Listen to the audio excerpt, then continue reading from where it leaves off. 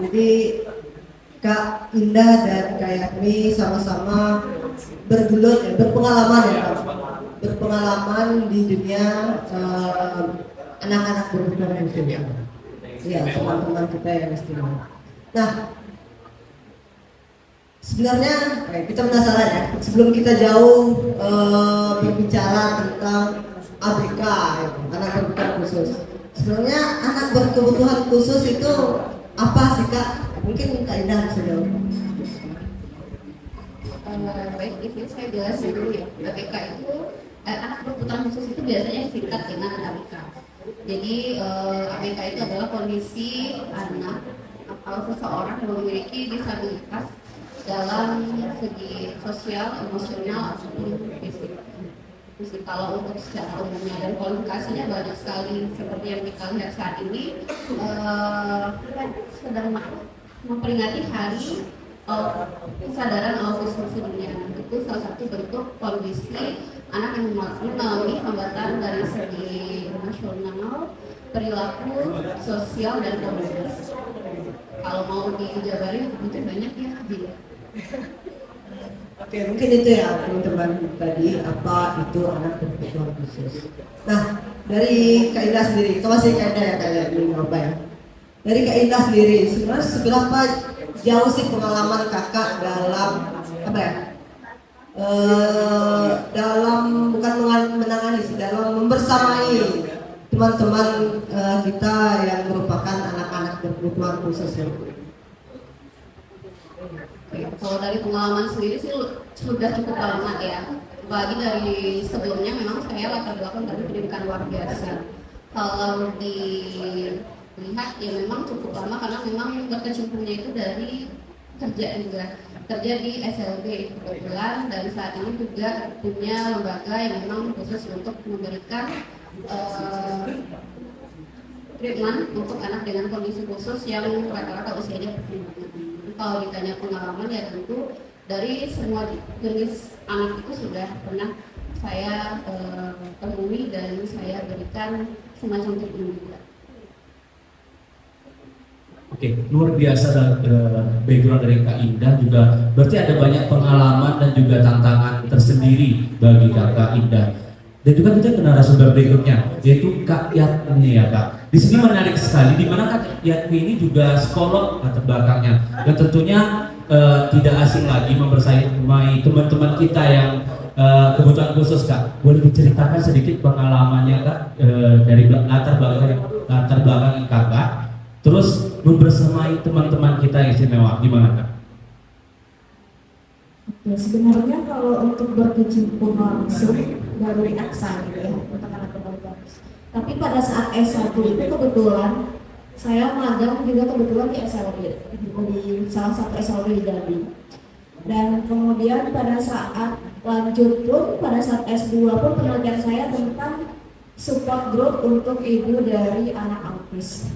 Gitu. Jadi memang larinya lagi ke anak berkebutuhan khusus gitu, dan kebetulan pada saat selesai akhirnya lanjut ke aksa juga.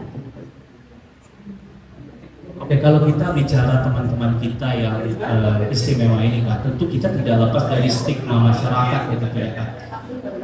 Kakak pernah nggak ada pengalaman membersamai teman-teman kita istimewa ini? Apa sih stigma-stigma yang muncul di masyarakat tentang mereka? Oke, kalau berbicara tentang stigma gitu ya.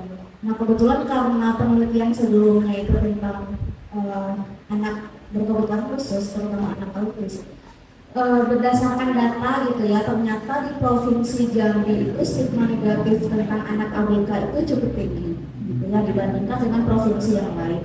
Makanya kenapa terutama anak autis gitu ya, data tentang anak autis itu di provinsi Jambi itu masih belum diketahui secara pasti. Karena apa? Karena stigma itu tadi gitu. Jadi orang tuanya masih belum bisa menerima kondisi anaknya, kemudian orang tuanya masih malu untuk mengekspos anak yang spesial untuk tadi gitu kan. Nah salah satunya itu ya karena stigma negatif itu tadi gitu. Jadi ketika stigma negatifnya mulai berkurang, secara tidak langsung kan orang tua akan lebih cepat gitu ya untuk menerima kondisi anaknya dibandingkan dengan stigma yang masih negatif di Provinsi Jambi gitu. Nah, bahkan pada saat penelitian itu ternyata masih banyak gitu ya, ada gitu ya orang tua atau tetangga lingkungan yang mengatakan bahwa anak KBK itu gila. Gitu. Nah, bisa kita bayangkan gitu ya, merawat anak-anak dengan berkebutuhan khusus itu kan bukan hal yang mudah gitu ya. Ditambah lagi dengan stigma yang seperti itu kan semakin memperparah kondisi orang tua gitu. Jadi bukan hanya anak tapi juga orang tuanya.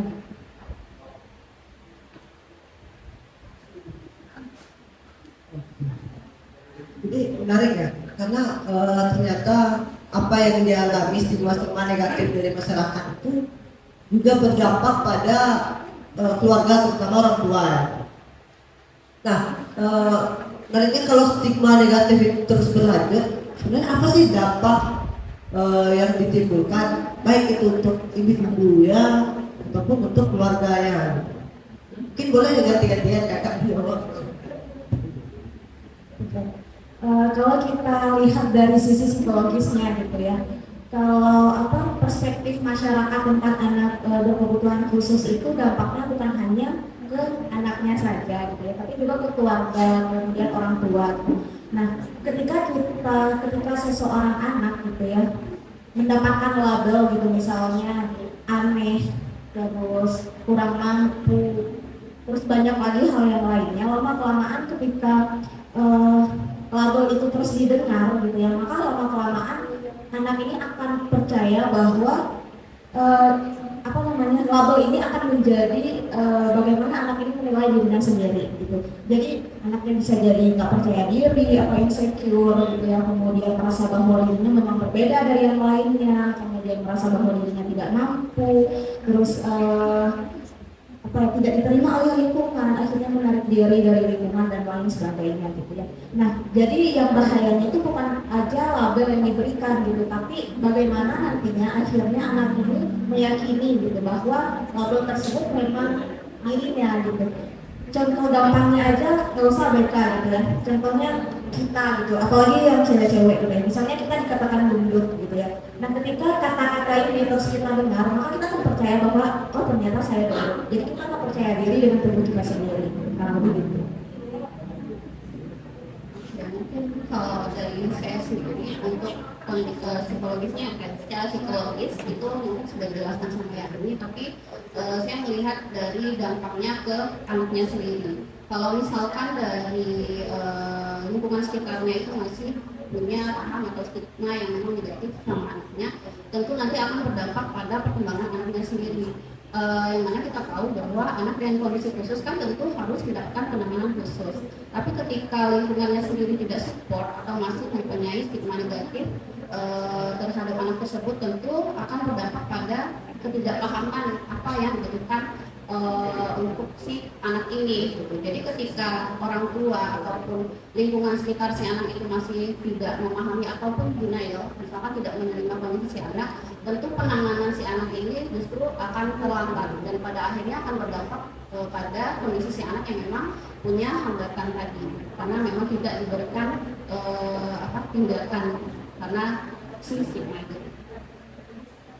Menarik ketika Kak Indah bilang kalau anak berkebutuhan khusus harus diperlakukan secara khusus.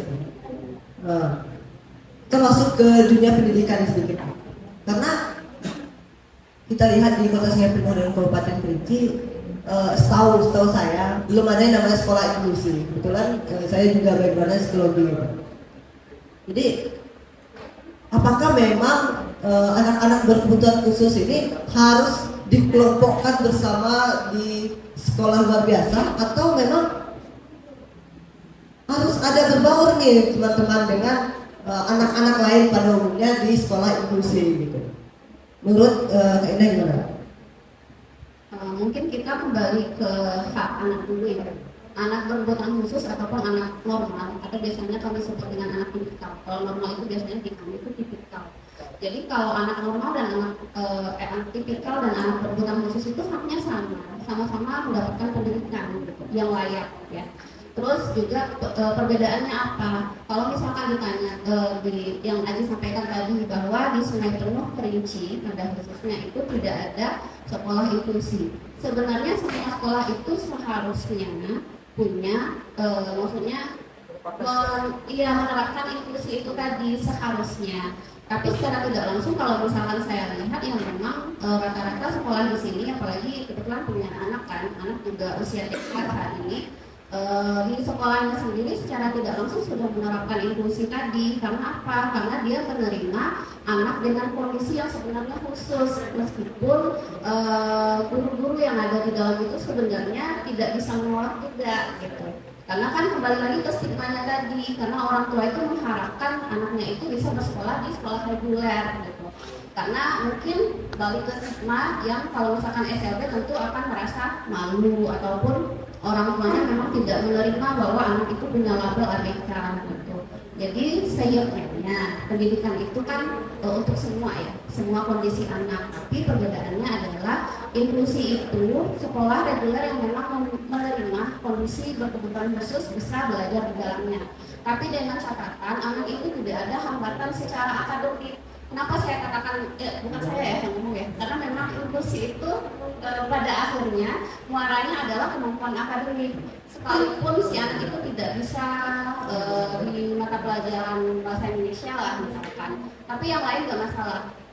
Matematikanya oke, IPA-nya oke, dan lainnya oke, nggak masalah gitu. Tapi pada akhirnya kan dia juga akan ikut ujian akhir kan, ataupun juga misalkan dia di sekolah kejuruan komponen, misalkan dia ambil jurusan tata boga, komponen-komponen masakan dan lain-lain. Bayangkan kalau misalkan anak nggak bisa baca, nggak bisa hitung misalkan, kadar apanya gimana misalkan gitu. Jadi muaranya itu tetap di akademik, kalaupun kondisinya memang kebutuhan khusus.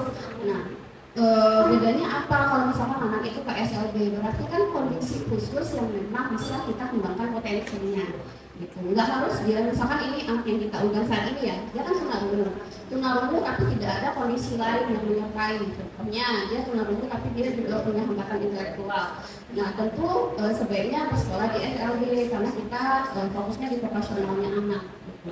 Nah perbedaannya adalah di kurikulumnya juga. Kalau misalkan di sekolah reguler tentu pembelajarannya itu mengikuti kurikulum yang sudah ada. Sama sebenarnya dengan SLB, tapi kurikulum yang ada pembelajaran itu lebih mengikuti siswa atau berdiferensiasi.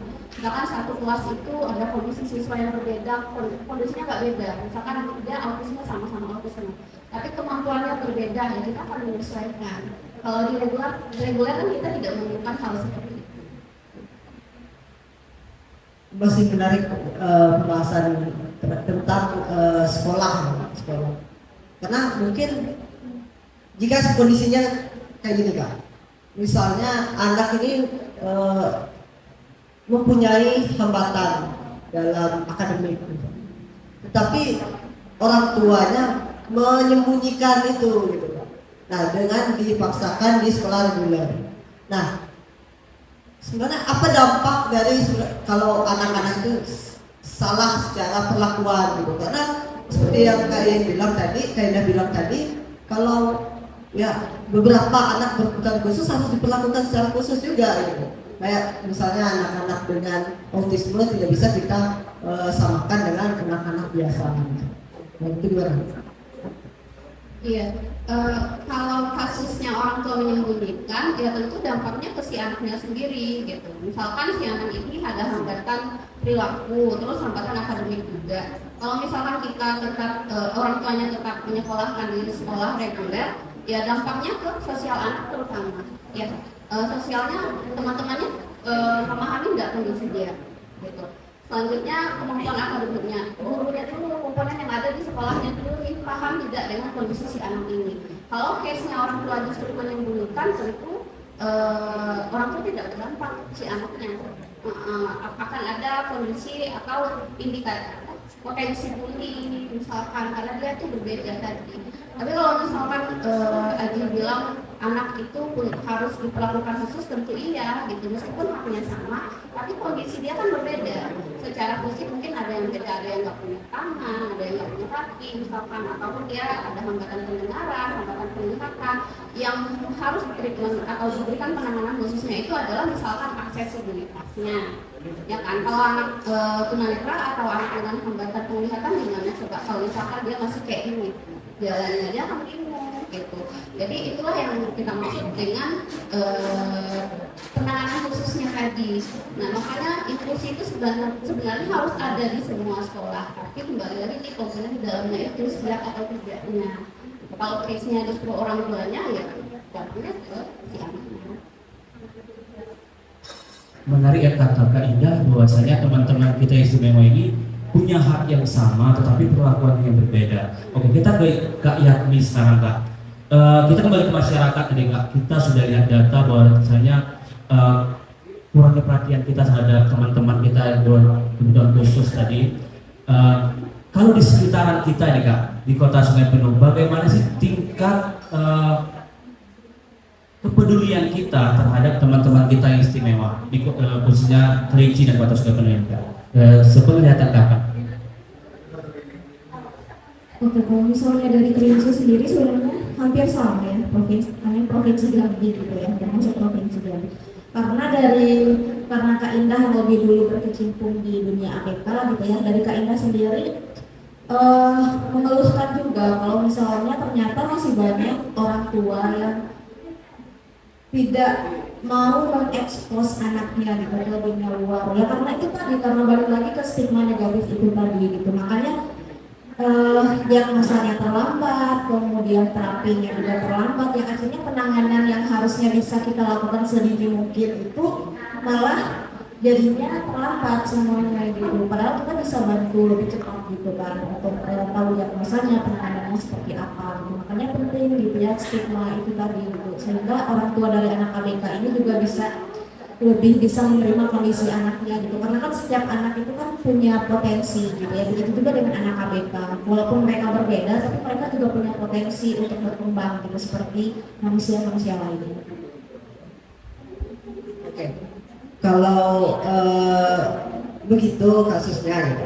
Kalau misalnya Aji nih Kak, Aji punya keluarga yang berkebutuhan khusus. Apa sebenarnya yang harus Aji lakukan sebagai keluarga? Dan misalnya Ram tidak punya keluarga tapi sebagai masyarakat biasa. Nah apa sebenarnya yang harus dilakukan baik di dalam keluarga ataupun kita sebagai masyarakat biasa gitu, dalam melakukan kawan-kawan yang berkebutuhan khusus?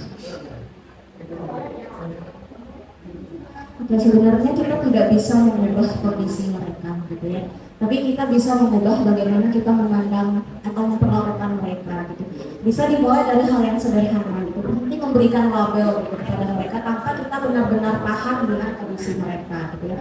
Kemudian kita bisa mulai melihat bahwa perilaku mereka itu bukan masalah, tapi perilaku mereka adalah bentuk komunikasi yang sebenarnya kita belum paham gitu. Contohnya ada kemarin gitu kan, anak tunarungu kan kita mulai belajar bahasa isyarat gitu. Jadi bukan berarti mereka bermasalah gitu, tapi karena memang kita aja yang belum paham dengan bentuk komunikasi mereka. Nah kemudian juga mulai belajar bahasa yang lebih empatik gitu ya, daripada kita misalnya kasihan ya gitu ya, kenapa ya dia kayak gitu. Nah lebih baik kita apa yang bisa kita bantu gitu, agar mereka bisa nyaman gitu ya dengan kondisi yang berbeda. Nah, sebagai mahasiswa juga gitu kan, sebagai anak muda sebenarnya itu bisa andil kita itu punya peran yang besar gitu ya. Mulai dari diri kita sendiri dulu gitu ya. Mulai dari diri kita sendiri, kemudian lingkungan terkecil kita yang nantinya akan memperluas lagi gimana stigma negatif tentang masyarakat tentang anak ABK. Luar biasa ya, ternyata sebagai orang-orang yang sadar akan perlakuan, kita juga harus memberikan edukasi ya Kak. Pentingnya edukasi mulai dari diri kita sendiri, lalu memberikan informasi ke banyak orang. itu sangat penting agar mengubah stigma masyarakat ya Kak tentunya, karena kita tidak bisa menyalahkan orang-orang lain juga ternyata, karena kita yang memiliki akses yang lebih penting seperti anak-anak muda sekarang sadar akan teman-teman kita yang istimewa dan juga kita memiliki akses kepada informasi yaitu sosial media. Kita bisa menggunakan platform tersebut untuk menumbuhkan kesadaran kepada masyarakat. Abang lagi. Ya, edukasi itu sangat penting ternyata mengubah stigma agar penanganan teman-teman kita ini bisa lebih mudah, lebih cepat gitu. Itu Bang Haji. Menarik sekali ternyata. Ya, mungkin terakhir nih untuk kakak berdua. Apa sih pesan kakak untuk anak-anak muda luar biasa yang berada di depan kita ini, dan apa sebenarnya harapan kakak setelah kegiatan kita ini selesai? Mungkin boleh kaitan Pesannya ya, karena kalian masih muda ya. Karena masih muda ya mungkin waktu belajarnya akan lebih, lebih fleksibel untuk mencari pengalaman mau tentang ABK atau apapun itu. Tapi khusus untuk ABK sebenarnya memang di sini diakui bahwa platform atau apa itu kan terbatas ya. Karena event-event seperti ini yang memang khusus untuk membahas tentang anak berkebutuhan khusus itu sangatlah terbatas gitu. Jadi mungkin kalau misalkan tertarik atau apa bisa mencari pengalaman di tempat lain atau ikut webinar ataupun nanti kalau mau ke saya juga boleh gitu ya. Jadi untuk anak-anak muda ya kalau bisa jangan melabeli lah gitu. Walaupun kondisinya berbeda, karena kan kita juga melihat kalau saya pribadi mungkin bisa langsung menilai kondisi anak ini berbeda. Tapi kadang kita sebagai orang awam itu melihat anak, contohnya anak dengan kondisi autisme, ini kok anaknya kayak gini ya, dia ADHD, udah langsung melabeli ini, padahal belum tentu dia ADHD gitu. Terus anak ini kok nggak dengar ya, padahal kondisi fisiknya itu tidak tampak bahwa dia itu ABK. Contohnya saja anak-anak yang di depan kita ini, anak dengan kondisi hambatan pendengaran, secara fisik dia tidak tampak seperti anak berkebutuhan khusus. Tapi kalau kita sudah mulai berkomunikasi, itu baru kelihatan nih, oh dia nggak dengar ya, dia nggak bisa ngomong ya sama kayak kita. Bahkan kita akan kesulitan berkomunikasi karena kita tidak bisa bahasanya mereka, gitu ya. Jadi banyaklah belajar dan kurang-kurangi self diagnose gitu ya. Mungkin sekarang ini sudah gencar sekali Gemini, ChatGPT, Google dan lain-lain, ini sangat amat gampang, tinggal kasih keywordnya udah keluar itu informasi-informasi dan referensinya. Tapi alangkah lebih baiknya itu kembalikan ke ahlinya saja. Kiranya memang di sekitar kalian ada indikasi-indikasi anak dengan kondisi khusus ataupun dari keluarga, sekitar rumah atau dimanapun, itu jangan langsung melabeli, dan kalaupun mau disampaikan ke orang tuanya, carilah kata yang tidak menyakiti dan usahakan soft spoken ya. Jadi karena kondisi ABK itu tidak mudah diterima untuk orang tuanya sendiri, karena penerimaan untuk orang tuanya itu justru lebih sulit ya, yakni ya, dan membutuhkan waktu yang tidak sebentar. Justru mereka yang lebih hancur dibandingkan yang lain gitu, karena serba salah kalau misalkan dia mengakui dia sebenarnya tidak ingin, tapi kalau misalkan dia menyampaikan mungkin ke suami atau istrinya atau pasangannya atau lingkungan rumahnya, tentu dampak dari kondisi anaknya kemana-mana gitu. Misalkan lingkungannya itu tidak terima kalau misalkan dilabeli anaknya ini, padahal dia ini nggak ada deh keturunan saya yang seperti ini atau apa, masih stigmanya tadi. Jadi mungkin bisa diberikan atau dikomunikasikan dengan cara yang baik, dan yang paling penting adalah memberikan paham. Mungkin kurang lebih sama ya sama Kak Indah. Menambahkan sedikit saja, kalau misalnya kan di Kerinci gitu ya, khususnya Sungai Penuh kan komunitas makin banyak gitu ya, contohnya socialize, terus apa lagi ya yang diundang gitu kan. Nah, kalau lebih baiknya juga dengan adanya komunitas itu tadi, platform itu tadi, anak ABK ini bisa apa ya Kak, masyarakat bisa lebih aware gitu ya sama kondisi mereka, sama kesehatan mereka, dan juga kesehatan mental dari orang tuanya gitu. Kadang misalnya ya kayak support group bagi orang tua sebenarnya juga penting gitu ya, juga diperlukan, tapi karena stigma itu tadi mereka akhirnya menolak gitu ya, denial kayaknya nggak butuh gitu. Tapi sebenarnya itu sangat diperlukan gitu, karena kadang orang tua juga butuh didengar gitu kan, agar mereka merasa bahwa oh ternyata saya nggak sendiri ya gitu, oh ternyata saya juga pun mereka juga merasakan hal yang sama dengan apa yang saya rasakan, oh ternyata teman-teman saya ada yang mengerti saya tentang hal ini, yang kurang lebih seperti itu. Karena balik lagi yang bisa merubah pandangan itu ya kita sendiri gitu. Sebelum kita kan nggak bisa mengontrol orang lain gitu ya. Nah, jadi bisa dimulai dari diri kita sendiri dulu. Oke, gitu ya teman-teman. Untuk talkshow kita hari ini, jadi saya sendiri pribadi mengharapkan kalau event-event seperti ini tidak berhenti di sini aja gitu. Teman-teman yang di belakang mau sering main ke Aksa nggak? Mau banget. Nanti kita main-main ke Aksa. Mungkin karena iya kita kayak selfie deh Pak. Mau nanti kita banyak nih mau menerima kita teman-teman yang mau belajar, yang mau menambah ilmu baru. Kita punya banyak relasi sekarang. Ya. Ini ada teman-teman di genre juga, selamat datang. Nah, mungkin itu ya untuk talkshow kita hari ini sangat bermanfaat terutama untuk kami dan seluruh audiens yang mendengarkan. Makasih buat Kaina dan Kak Yarni, makasih juga buat semua audiens. Saya dan Rendani mengucapkan mohon maaf kalau ada salah kata. Kami kiri dengan lain topik. Assalamualaikum warahmatullahi wabarakatuh.